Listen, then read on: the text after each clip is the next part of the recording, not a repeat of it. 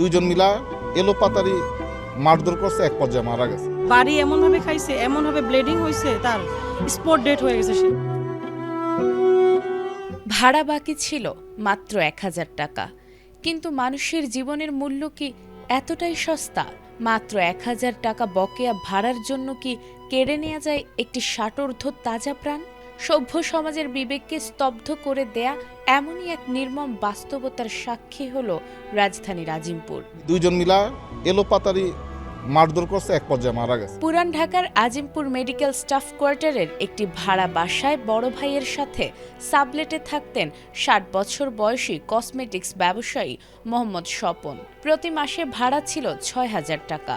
তবে স্ত্রী ও সন্তানহীন এই মানুষটির অপরাধ ছিল বাসা ভাড়ার মাত্র ১,০০০ টাকা বাকি পড়েছিল, আর তাই যেন কাল হয়ে দাঁড়ালো। সামান্য কিছু টাকা বাকি থাকায় তাকে নির্মমভাবে পিটিয়ে ও লাথি মেরে নৃশংসভাবে হত্যা করা হয়েছে। বাড়ি এমনভাবে খাইছে, এমনভাবে ব্লিডিং হয়েছে, তার স্পট ডেট হয়ে গেছে সে। মাসিক ৬,০০০ টাকার ভাড়ার মধ্যে ৫,০০০ টাকা আগেই পরিশোধ করেছিলেন Swapan. Optical brighter, photo catalyst, active granule সমৃদ্ধ বসুন্ধরা পাওয়ার ওয়াশ, ঝলমলে কাপড়ে ফুরফুরে মন। ব্যবসা খারাপ থাকায় বাকি ১,০০০ টাকা ১-২ দিনের মধ্যে দেবেন বলে বাড়ির মালিক পক্ষকে জানিয়েছিলেন, কিন্তু রোববার গভীর রাতে বাড়িওয়ালার ছেলে ইসাদুল ইসলাম রিজভী ফোন করে ওই ১,০০০ টাকার জন্য চাপ দিলে স্বপন ২-১ দিন সময় চেয়েছিলেন। কিন্তু মাত্র ১,০০০ টাকার জন্য যে এতটা পৈশাচিক রূপ ধারণ করতে পারে কেউ, তা হয়তো ভাবেননি তিনি। ওরাও নেশা করতো, স্বপনের বড় ভাই রাজা মোহাম্মদ সেলিম জানান, তিনি ভেবেছিলেন বিষয়টি সেখানেই শেষ, কিন্তু ভোরে রিজভী ও তার চাচাতো ভাই তাদের কক্ষের সামনে এসে আবারও গালাগাল শুরু করেন।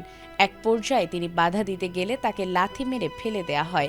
এরপর স্বপনকে এলোপাতাড়ি কিল ঘুষি ও লাথি মারা হয়। কিছুক্ষণের মধ্যেই তিনি অচেতন হয়ে মাটিতে লুটিয়ে পড়েন। ওর ছেলে আমার চাচার বুকের মাঝখানে অনেক জোরে জোরে ঘুষি মারছে। পরে স্বজনরা তাকে দ্রুত ঢাকা মেডিকেল কলেজ হাসপাতালে নিয়ে গেলে চিকিৎসক মৃত ঘোষণা করেন। পুলিশ তাৎক্ষণিক অভিযান চালিয়ে মূল অভিযুক্ত ইসাদুল ইসলাম রিজভী এবং তার চাচাতো ভাই সাদিফ ইসলাম রোহানকে গ্রেফতার করেছে। লালবাগ থানায় দায়ের হয়েছে হত্যা মামলা।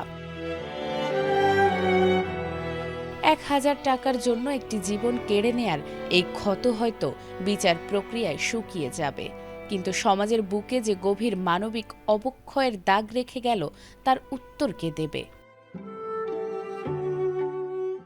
নাজমুন নাহার জান্নাত, এটিএন বাংলা।